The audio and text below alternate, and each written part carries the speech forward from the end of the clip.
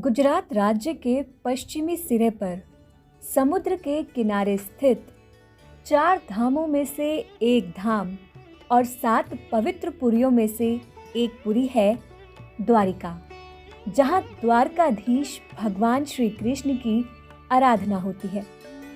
कहते हैं कि कान्हा ने कंस का वध करने के बाद सभी यदुवंशियों के साथ द्वारिका नगरी बसाई, लेकिन अचानक ऐसा क्या हुआ कि ये पूरी नगरी जलमग्न हो गई।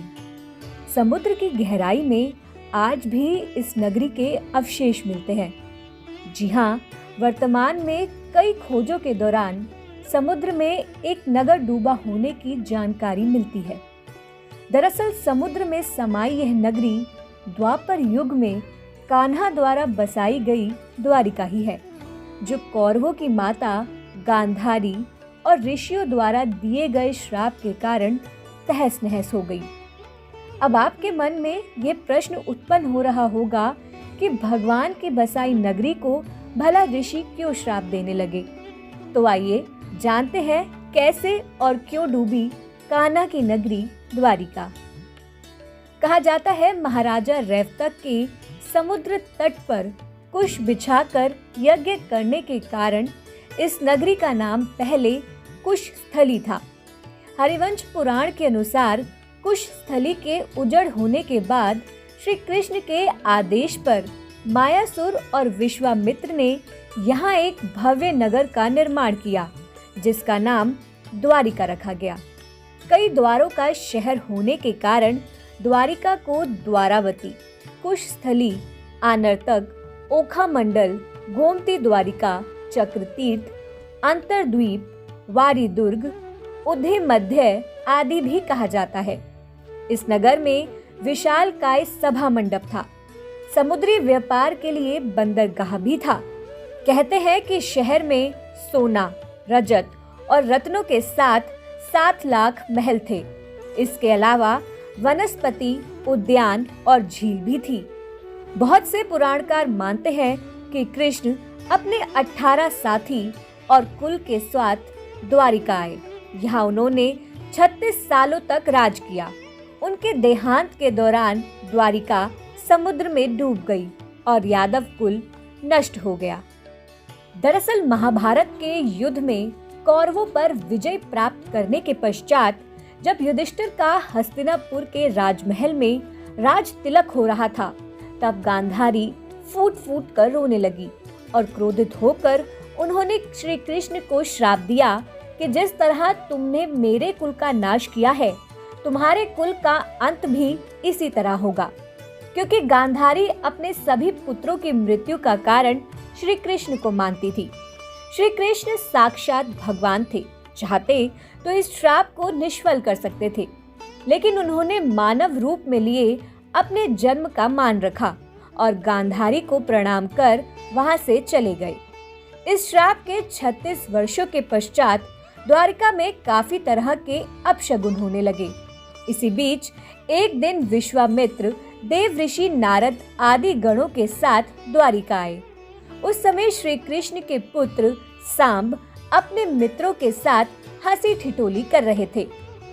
जब सांब के नवयुक्त मित्रों की दृष्टि इन महान ऋषियों पर पड़ी तो वे इन पुण्य आत्माओं का अपमान कर बैठे। इन युवकों ने सांब को एक महिला के वेश में तैयार किया और ऋषि विश्वामित्र तथा कणव ऋषि के सामने पहुंचकर उनसे बोले, यह स्त्री गर्भवती है। आप देखकर बताइए कि इसके गर्भ से क्या उत्पन्न होगा। नवयुवकों के ऐसा कहने के बाद ऋषि मुनि ध्यान करने लगे और जब उन्हें पता चला कि ये सब जिसे स्त्री बता रहे हैं वह वास्तव में एक पुरुष है, तो उन ऋषि मुनियों को बहुत क्रोध आया और उन्होंने उस युवकों से कहा कि तुम लोगों ने हमारा घोर अपमान किया है, इसलिए श्री कृष्ण का यह पुत्र एक लोहे के मूसल को जन्म देगा, जिससे तुम जैसे दुष्ट, असभ्य और क्रूर लोग स्वयं ही अपने समस्त कुल का नाश कर लोगे। जब श्री कृष्ण को इस घटना का पता चला तो उन्होंने कहा, यह ऋषियों की वाणी है, व्यर्थ नहीं जाएगी। और अगले ही दिन सांब ने एक मूसल उत्पन्न किया। यह बात जब राजा उग्रसेन को पता चली तो उन्होंने यह मूसल चुराकर समुद्र में फिकवा दिया। साथ ही श्री कृष्ण ने नगर में घोषणा करा दी कि अब कोई भी नगरवासी अपने घर में मदिरा नहीं बनाएगा, क्योंकि कृष्ण नहीं चाहते थे कि उनके कुल के लोग और संबंधी मदिरा के नशे में कोई अनुचित व्यवहार कर अपने ही परिवार को नष्ट कर बैठे। लेकिन देखते ही देखते द्वारिका में अपशकुन बढ़ने लगे। ये सब देख कान्हा ने सभी यदुवंशी पुरुषों को तीर्थ पर जाने के लिए कहा। इस पर सभी लोग द्वारिका नगरी से तीर्थ के लिए निकल गए। प्रभास तीर्थ में रहते हुए एक दिन कृष्ण पुत्र प्रद्युम्न के मित्र सात्विक ने ऋषिवंशी कृतवर्मा का मजाक उड़ाया और अनादर कर दिया। फिर कृतवर्मा ने भी कुछ ऐसे शब्द कहे जिससे कि सात्विक को क्रोध आ गया और क्रोध के आवेश में उसने कृतवर्मा का वध कर दिया, जिसे ऋषिवंशी सहन नहीं कर पाए। और तभी यदुवंश एवं अंधक का भोज, शीनी और वृषवंशी के साथ भयंकर युद्ध हुआ। इस दौरान ऋषियों का शाप इस रूप में फलीभूत हुआ कि सांब ने जिस मूसल को उत्पन्न किया था उसके प्रभाव से प्रभास क्षेत्र में खड़ी एरका घास को लड़ाई के दौरान जो भी उखाड़ता वो एरका घास मूसल में परिवर्तित हो जाती। ऐसा मूसल जिसका एक प्रहार ही व्यक्ति के प्राण लेने के लिए पर्याप्त था। इस लड़ाई में श्री कृष्ण के पुत्र प्रद्युम्न भी मारे गए। युद्ध की सूचना मिलते ही कान्हा प्रभास क्षेत्र पहुंचे। अपने पुत्र और प्रियजनों को मृत देखकर श्री कृष्ण ने क्रोध में वहां खड़ी एरका घास उखाड़ ली और हाथ में आते ही उस घास ने मूसल का रूप ले लिया। लड़ाई में जो लोग बचे रह गए थे, जिन्होंने अपने परिजनों को मारा था, श्री कृष्ण ने एक एक वार से उन सभी का वध कर दिया।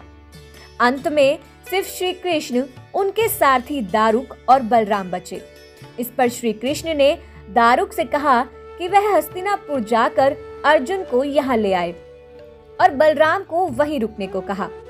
श्री कृष्ण स्वयं अपने पिता को इस संहार के बारे में सूचित करने द्वारिका चले गए। कान्हा वासुदेव जी को इस नरसंहार के बारे में बताते और कहते कि जल्द यहाँ अर्जुन आएंगे।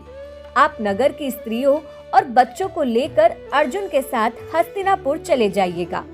जब श्री कृष्ण वापस प्रभास क्षेत्र पहुँचे तब बलराम जी ध्यान अवस्था में बैठे थे। कान्हा के पहुँचते ही उनके शरीर से शेषनाग निकले और समुद्र में चले गए।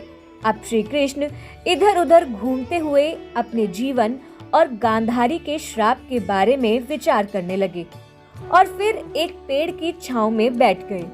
इसी समय जरा नामक एक शिकारी का बाण उनके पैर में आकर लगा, जिसने दूर से उनके पैर के अंगूठे को हिरण का मुख समझकर बाण चला दिया था। जब वह शिकारी शिकार उठाने पहुंचा तो श्री कृष्ण को देखकर क्षमा मांगने लगा। कान्हा ने उसे अभय दान देकर देह त्याग दिया। इधर दारुक हस्तिनापुर पहुंचकर यदुवंशियों के संहार की पूरी घटना पांडवों को बताते हैं। यह सुनकर पांडव बहुत दुखी हुए और फिर अर्जुन द्वारिका के लिए चल दिए। जब अर्जुन द्वारिका पहुंचे तो वहां का हाल देखकर काफी दुखी हुए। अर्जुन ने वासुदेव जी से कहा कि वह नगर में शेष बचे सभी लोगों को हस्तिनापुर चलने की तैयारी का आदेश दे।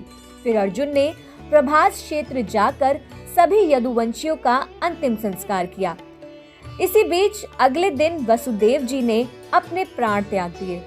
इसके बाद अर्जुन ने उनका अंतिम संस्कार भी किया और सभी महिलाओं एवं बच्चों को लेकर द्वारिका से निकल गए। जैसे ही उन लोगों ने नगर छोड़ा, द्वारिका का राजमहल और नगरी समुद्र में समा गई। पुराणों के अनुसार द्वारिका धरती का हिस्सा थी ही नहीं। श्री कृष्ण ने उसे समुद्र देव से उधार मांगा था। इसी कारण से श्री कृष्ण के बाद नगरी भी समुद्र में समा गई। उसी द्वारिका नगरी के पिलर और अवशेषों के बारे में समुद्र से जुड़ी अलग अलग रिसर्च के दौरान जानकारी मिलती रहती है। एक मान्यता यह भी है कि यह नगरी अरबी समुद्र में 6 बार डूब चुकी है और वर्तमान द्वारिका 7वां शहर या नगर है, जिसको पुराने द्वारिका के पास पुनः स्थापित किया गया है। द्वारिकाधीश मंदिर के गर्भगृह में चांदी के सिंहासन पर भगवान श्री कृष्ण की श्याम वर्णी चतुर्भुज प्रतिमा विराजमान है। यहाँ उन्हें रणछोड़ जी भी कहा जाता है। कहते हैं कि इस मंदिर की जगह पहले निजी महल और हरिगृह था। द हिंदू की एक रिपोर्ट के मुताबिक 1963 में सबसे पहले द्वारिका नगरी का excavation Deccan college Pune, department of archaeology और गुजरात सरकार ने मिलकर किया था। इस दौरान करीब 3000 साल पुराने बर्तन मिले थे। इसके बाद आर्कियोलॉजिकल सर्वे ऑफ इंडिया की अंडर वाटर आर्कियोलॉजी विंग को समुद्र में कुछ तांबे के सिक्के और ग्रेनाइट स्ट्रक्चर भी मिले थे। इसके बाद में पूरा नगर खोज लिया गया। तो दोस्तों, अगर आपको हमारी ये जानकारी अच्छी लगी तो हमारी वीडियो को लाइक और शेयर करना ना भूलें। और अगर आप हमारे चैनल पर नए हैं तो हमारे चैनल को सब्सक्राइब करना बिल्कुल ना भूलें।